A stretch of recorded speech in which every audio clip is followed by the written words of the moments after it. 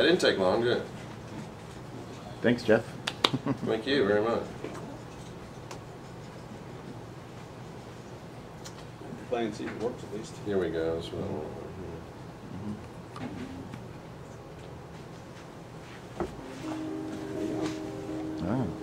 Friday, April 16th, 2004, my son Simon woke up with this primal shriek. It was a very strange scream. It's every parent's worst nightmare, but it is a haunting reality for Everly Macario. Out of the blue, her healthy 18-month-old son, Simon, fell gravely ill. And it started to get worse and worse. And at one point I touched his cheeks and they were ice cold. And I just, my heart stopped. Everly rushed him to the hospital. There was nothing the doctors could do. His vital organs failed, and he was dead the next day.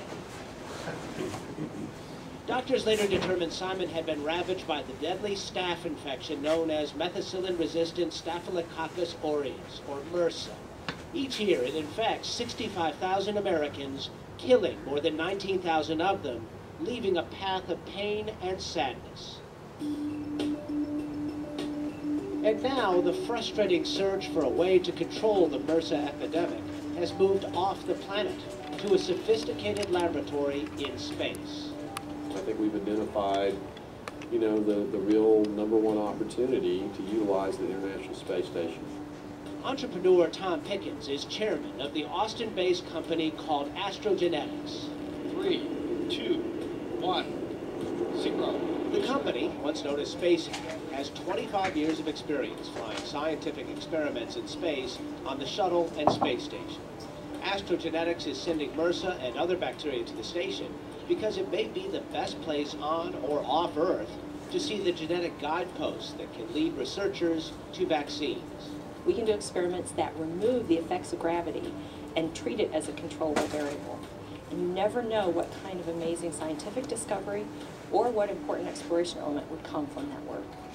Taking gravity out of the equation does some remarkable and thus far unexplainable things to microbes like MRSA. So what appears to be happening in space is as the bacteria grow in their growth medium, they seem to be expressing different genetic code than they do on Earth. John Porter is CEO of Astrogenetics. He has 15 years of experience in the biotech field. Wherever they are developed, the hunt for vaccines begins by carefully examining the genetic makeup of the bug, determining what genes make us sick, then removing them, leaving the rest of the genetic fingerprint intact. And as long as the bug doesn't infect you, then it's a good vaccine candidate. So what we look for in space is we actually look for the genes that seem to increase virulence, and those are the genes we try to delete. And we got Nicole Stott, and we're performing the NLP Vaccine 5 activation procedure. Astrogenetics has successfully completed 10 missions through 2010, sending the bacteria to the space station in canisters called group activation packs. Astronauts turn a crank on the top to start and stop the experiments. In microgravity, the genes act differently. Those that are virulent become much stronger and thus more easily identifiable. It offers researchers a shortcut in the tedious hunt that can take a decade in a lab on Earth. It's akin to randomly picking numbers in a phone book. And essentially when we send things to space, instead of looking at the entire United States, I might be looking at the city of Austin, Texas. So it allows me to hone in on a specific set of genes that appear to have a lot to do with virulence or enhanced virulence. Inside the experiment canister, the bacteria wash over microscopic roundworms that have been engineered to mimic human cells. The most virulent bacteria infect them just as they would us, flagging the most deadly microbes for follow-up tests. Before they started working on the MRSA vaccine, Astrogenetics flew the Salmonella bacteria to space 4 times. I think at the end of the day, we have made some discoveries that are leading us down the path to a vaccine candidate for Salmonella. We have at least one gene deletion now that creates an attenuated live vaccine for Salmonella. And we're excited because one of the components developed on the space station as a potential vaccine for food poisoning is now being applied as an investigational new drug, and once that's achieved by the Food and Drug Administration, then we'll move on into clinical trials. Former NASA astronaut Leroy Chow was commander of the space station in 2004. It's got all the capabilities and equipment in there, including advanced ones like ultrasound, and including more conventional laboratory equipment to do wet chemistry and wet biology. You know, all this is set up so that the imaginations of the professors and other researchers on the ground that come up with the experiments to be done in space, they really have a vastly larger array of things to work with than they had in the past. So I think if there's going to be a breakthrough, it will be in the next few years. Too late to save Everly Macario's son, Simon, but maybe not for others in the not-too-distant future. The dream would be to have a vaccine. My understanding, though, is that it's taking a long time to develop, but I would certainly vaccinate my children with the MRSA vaccine. I would vaccinate myself. It's possible, after all is said and done, the biggest discovery that comes from the space station may be learning the value of the Discovery platform itself. That's the real excitement, is the potential for building a company on a new drug development platform. That is really exciting. You never know how or where you may find a breakthrough. This amazing laboratory in space may help us solve problems here on Earth in ways that were once hard to imagine. Now that's pretty, that'll get your attention. Yeah. Mm-hmm. Okay, I mean now we have a $100 billion International Space Station that you guys have all paid for. And it's sitting up there, and essentially what it is right now, it is a $100 billion treadmill in space. That's all they're doing. I mean, they've got it all set up to do all that, but no one's really utilizing it and applying anything to it. So I am. And I, as an entrepreneur, said, how come no one else is doing this? And I happen to have some theories on that. One of them is that I'm the end of the baby boom. And I think that you guys that are at the beginning of the baby boom had it easy, frankly. I go down there to Lake Austin over there where I'm from, and I would have liked to have gone down there and gotten a permit for that condominium. Today, you wouldn't get any kind of permit on Lake Austin. I don't care what it is. You couldn't build a sidewalk, much less a condominium. And so I think that, my generation had to be faster, smarter, had to be more innovative. And so here I'm looking at this thing going, why aren't these people jumping on this thing? Well, maybe it's a little hard. Oh, I'm so sorry. Maybe you have to go deal with NASA. Oh, they're nice people. Yeah, they're slow, and you just have to go put it into the program. But, I do believe that is probably one of the big reasons is that, people just didn't want the effort.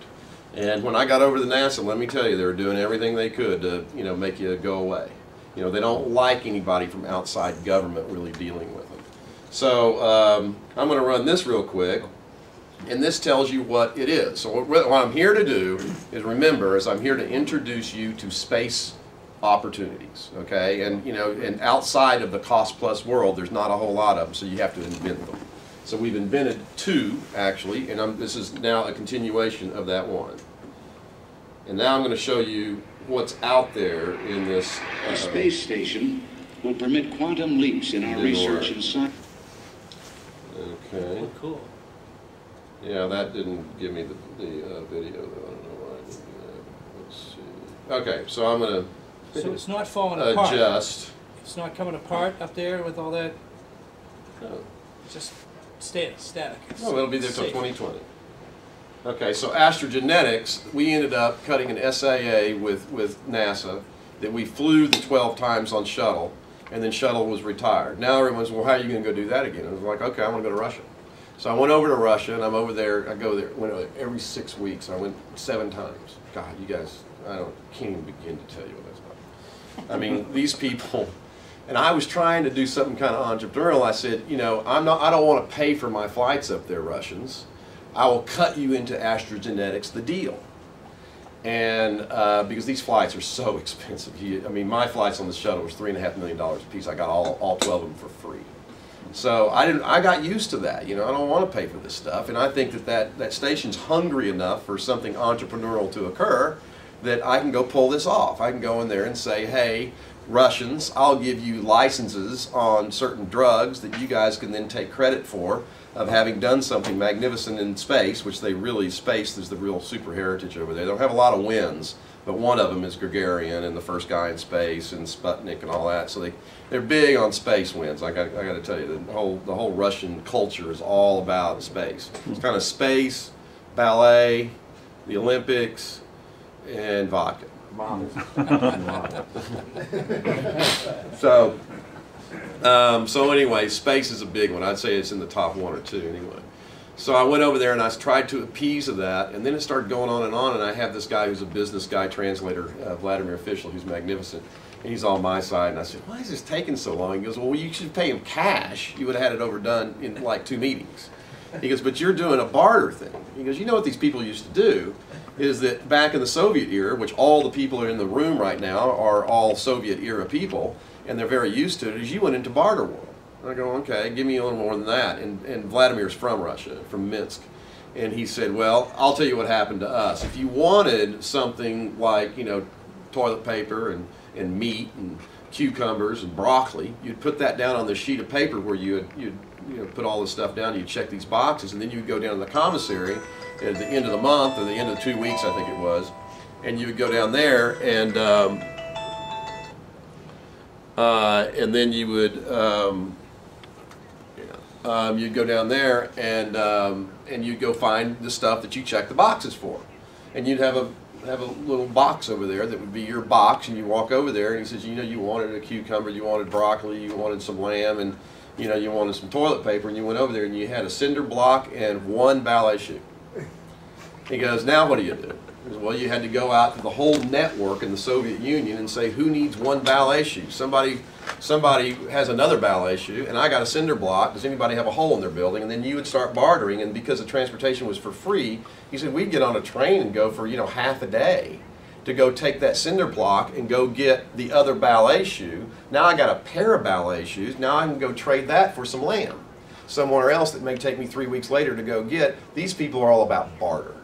And now you're in the barter world when you said you wanted to trade your corporate stock for flights to space. And now you're in their world. You know, I thought I was just a snazzy, you know, American entrepreneur coming over there. I'm going to teach you something. I went into somewhere where they taught me something. Okay, and it's all about patience and whittling you and nickel and diming you, nickel and diming you, and nickel and diming you, and nickel and diming you. You have no idea what the nickel and diming was like. It was unbelievable. And they'd come up with there would be 8 people in the room. The room would be 150 degrees because they're so poor. They wanted to show off how rich they were by heating up the room.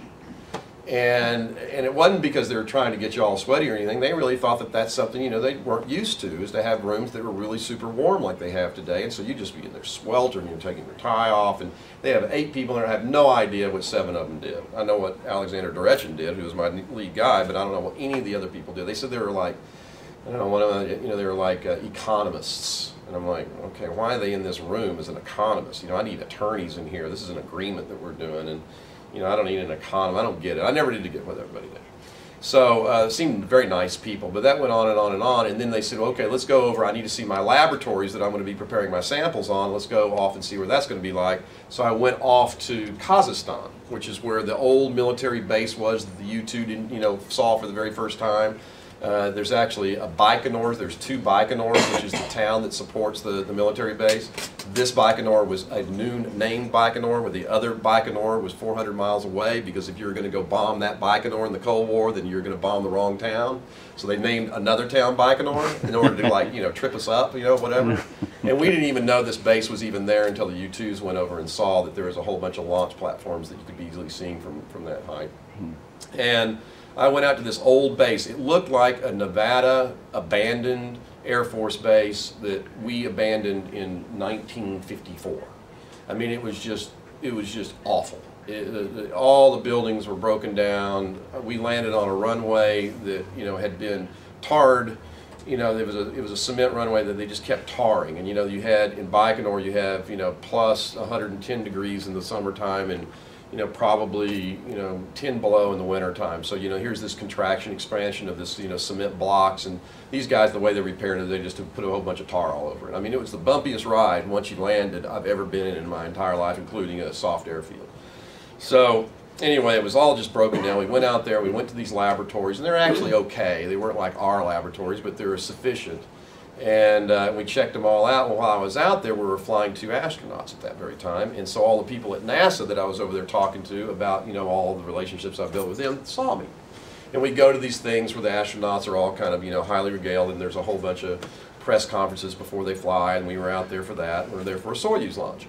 So I'm meeting them, I'm stepping outside, and there's one of the guys, I'm not going to mention who he is because you guys in this town probably know who it is. And I was sitting there, and he looks at me and goes, "What are you doing here?" And I said, "Same thing you're doing here." "What are you doing?" I said, "The same thing you're doing here. I'm getting a flight north. You guys are over here cutting your deal with Energia and with Roscosmos to get your flight north for your astronauts now that the shuttles are retired." "For your samples?" I said, "Yeah, for my samples. I mean, you guys don't have anything anymore." "Oh. Are they going to take credit for it?" I go, "For what?" He said, "For all the work that we've already done." I said, "Absolutely. That's part of the barter agreement." I said, "Damn. What are they saying?" He says, "They're saying they want the license rights to our vaccines in Russia, and it could go beyond. That's where they're stuck right now, is in Russia for salmonella and MRSA right now." Damn. Yep. They're tough negotiators. "All right, come see me." "In D.C.? Uh-huh." "All right, I'll come by." So I came back. They've already bought cargo. NASA's already bought their cargo capacity from the Russians way back when.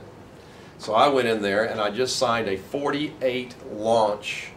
I have 48 launches under a NASA agreement of cargo space that they've already bought up and down mass both. So I also have Soyuz coming down with the reentry shield. So I have Progress going up, and I have Soyuz coming down. 48 launches, Space Act agreement with NASA of cargo that they've already bought because they did not want me to see me going over there and giving all the credit of the $750 million of investment the United States taxpayer has paid and have the Russians take that away. Now that's entrepreneurism, and I have to say I thought about it. I thought, NASA's going to be here. I'm just going to tell them everything when they ask, and they'll ask, what you're doing, and they kind of have a right for me to answer that too, because there's a law called ITAR, and it's the prevention of the transfer of sensitive technology over to foreign countries, and Russia's definitely in the sensitive of foreign countries list. So I knew they were going to get it out of me anyway, but I could go and I could play it entrepreneurially and see if I couldn't get something out of NASA, and I did. And it's the right thing for them to do, actually. They have capacity. They bought too much cargo space on the Russian vehicles. They can put me in there. And the only reason I wasn't able to get further along at the time when I went back to NASA to ask them before I ever went to Russia was because of just the bureaucracy. There's just people around that are more used to saying no than they are used to saying yes. It's more risky to say yes than no, and so they do it.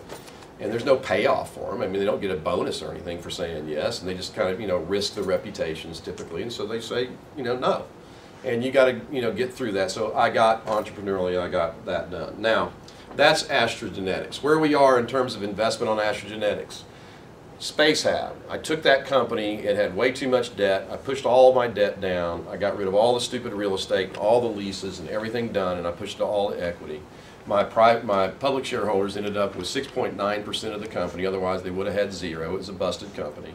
And then my bondholders ended up taking all the rest. And I went in and became CEO. I thought I was going to be interim CEO in it, but the problem was I'm obligated.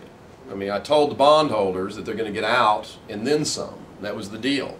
And I'm sitting here getting them out and then some because I have to go and make these other opportunities, grow. Otherwise, the company has got $20 million a market cap with just what we have, which is Astrotech Space Operations, and what we do is we process satellites, but we don't make very much money. And we own 98% of the market in the satellite processing business. So every satellite that flies off the east and west shoreline, which is Cape Canaveral on the east coast, and west coast is Vandenberg Air Force Base, we have these huge facilities with a replacement value of around $140 million. And they bring these satellites in all clean room environments, and then those teams that have been building that satellite for 4 and 5 years, they get it all, they come into our facilities, they rent them essentially. We give them a bunch of testing equipment and all the, laminar flow, air cleanliness and all that kind of stuff that we do that for them. And we charge them about $1.8 million every time they bring in a $10 billion satellite. They're only there for about 13, 14 weeks. And we make, probably, we have great profit margins, about 40% gross margins on it, so, ain't bad at all. But we can't grow. We own 98% of the market. The only satellites that we don't process that are coming off the east and west shoreline are nukes. And we're not prepared to do nukes. We don't have the right kind of facilities for that. The government does, and that's none.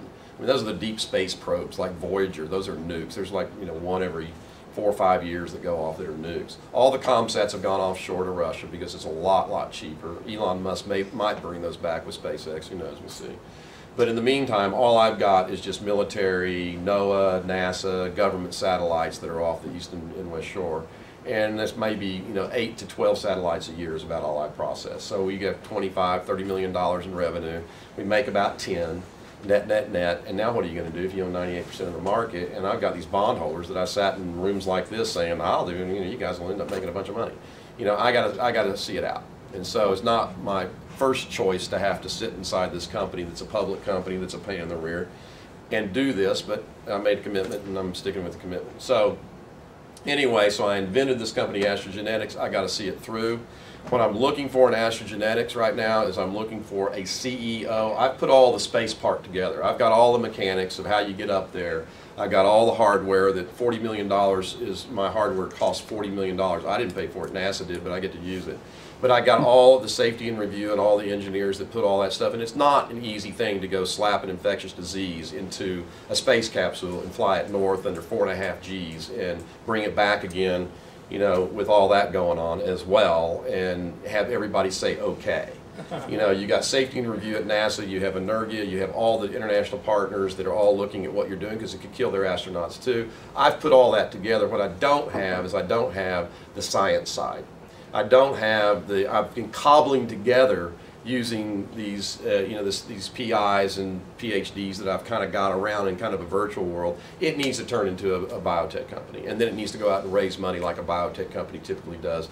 $20 million it usually ends up getting, you know, in the first, and it's a $90 million thing when you start moving through FDA, and that's what I need to do. But I have to have a chief science officer. I have to have a real life CEO that comes from the industry, and it's not me and John. I mean, we've done what we can do. So if you guys have any ideas on that or who to go do that with, I'd like to have a retired or somebody near retirement who has punched out with a whole bunch of money out of the biotech community, who's really well thought of, who really thinks that science is in space is a really neat deal, that comes from the generation that like ours generation where we're smitten by the space, and he's, you know, very well thought of, and then he can, you know, sashay around and say, I'm making vaccines on the International Space Station, and he makes it more of a reality than where we've taken it today. We've just kind of entrepreneurial got it where it is. It now needs to be institutionalized and taken from there. Any ideas from anybody that you know, I'm open for. The next thing we did, and I'll try to go fast here, is that we also had an SA, a Space Act agreement, when I came into the company that was to go put up a mini-mass spectrometer. Dan, am I doing okay on time? You just keep talking until people start falling asleep. Okay. Guys are leaving, so I guess it's going. Okay, so they got the gist of that one. So the other one was, and this is the real money opportunity right here that's ready to go, is that, so we had a Space Act agreement with NASA to go build a mass spectrometer that would go onto the International Space Station.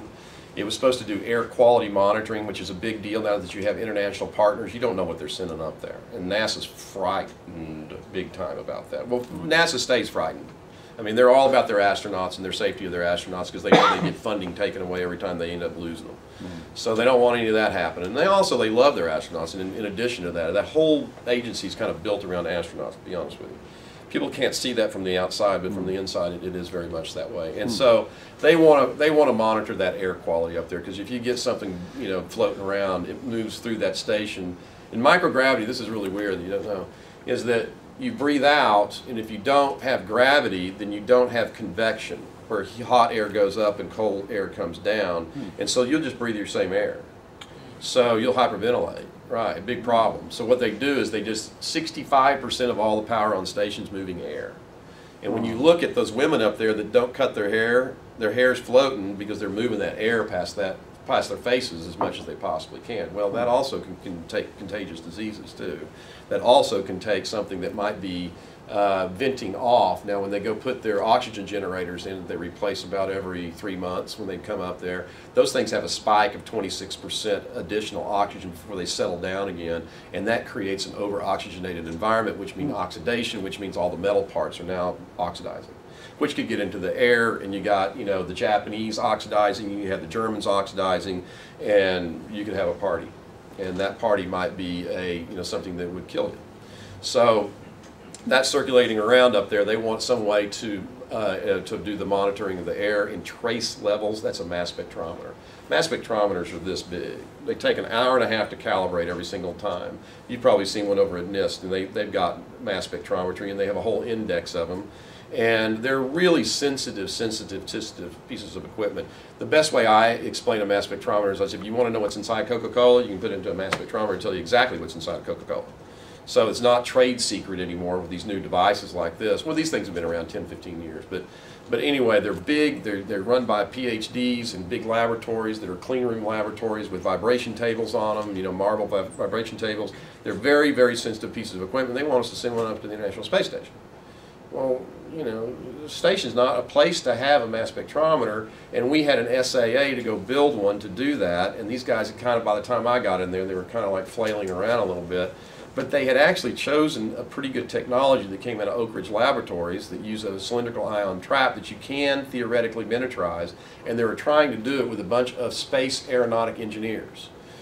Which I'm thinking, aeronautic engineers, you guys have never worked on anything mass spectrometry. Why is a space company working on this? Why don't they go to Agilent or Thermo or somebody who's been in the business for 30 years? What's NASA signing an SAA with us on this? This is stupid. I'm not going to go fund something like this. And I got in there and started to do my due diligence, and I ended up being convinced by a guy named Guido Verbeck, who is he's a mass spectrometry PhD expert out of University of North Texas, UNT. And I went in there, and I really like him a lot, first of all. He was a guy I could talk to, and he would teach me what a mass spectrometer did, and I spent a week or so up there in basically a personal classroom. He taught me the whole thing, and I said, okay, now why are we here? And he said, because these guys that are in this business don't think out of the box. And they're all into their big, giant mass spectrometer thing, and even if NASA went to them, they'd just say no because they don't think it can happen, but it can happen. This cylindrical ion trap. Like, well, how do you know? And he goes, I came out of Oak Ridge. I came out of their research group, and I know it can happen because I've had dozens and dozens of hours of discussion with the people and the PhDs that wrote this paper right here. And I believe it can work. And I'm like, all right, now I'm betting. You know, now it's a bet. But here I am, a company. I've just cleaned everything up. I have no growth. I've got my bet on astrogenetics, which is pretty damn wild if you think about it. And I got to have something more conservative, you know, in this thing. And okay, let's do it. So I eked into it and put a little bit of money in to see if we could get spectrum.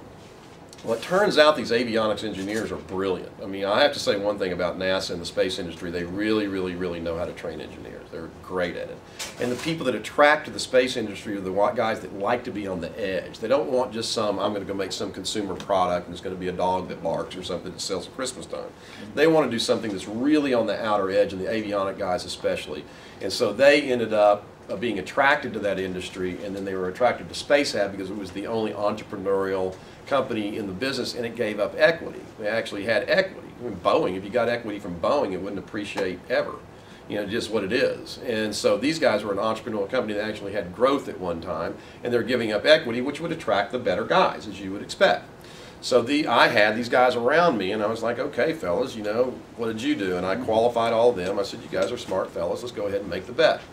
So I put the bet down, and it turns out today that we have a company that is a mass spectrometer. Let's see if this will work.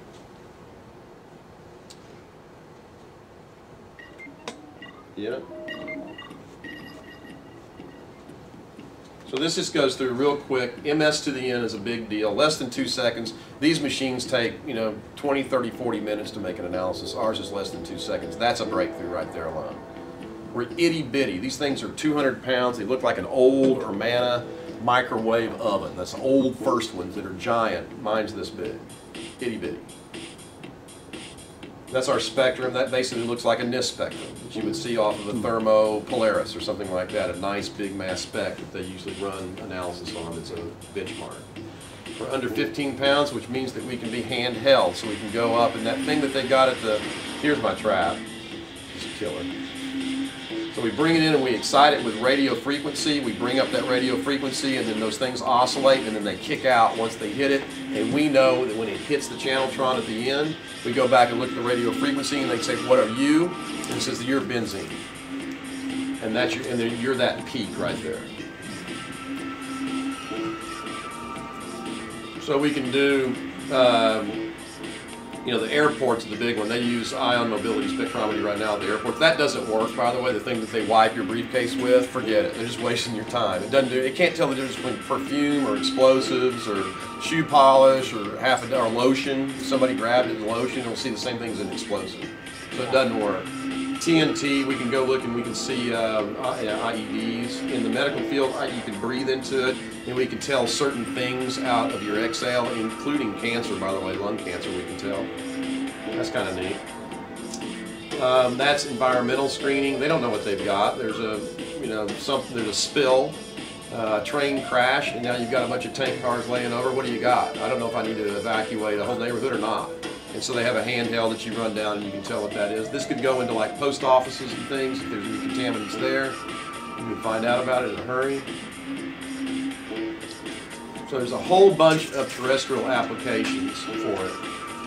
And these are fire departments. They don't know whether they should pour water or another type of chemical on a fire. And this, they can just put it up and they can smell and see what the exhaust is of the fire and know exactly what to do.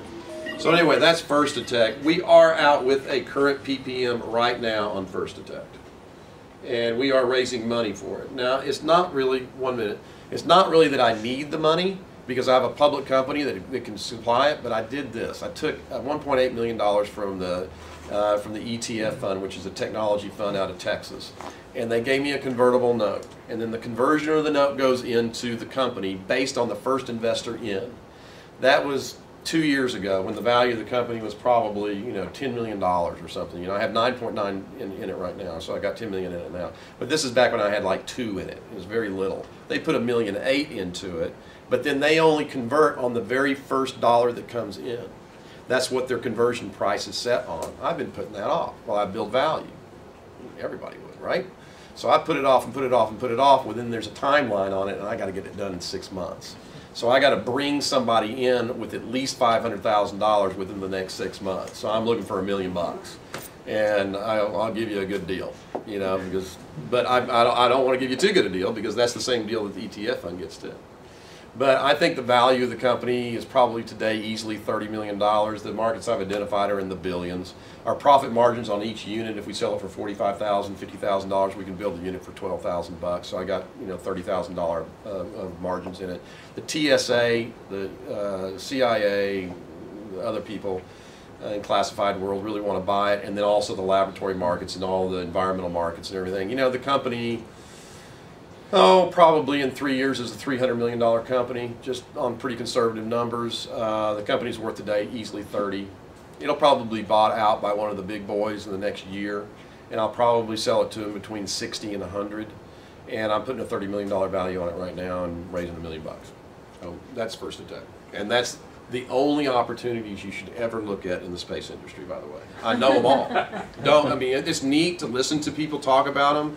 But no ashes in space thing, no, sensors, satellites I kind of like. The weather satellites, somebody come in, I like that because it's a business that people can get into. I like that one, but that's it. I think my two, and then satellite sensors and hosted payloads are okay.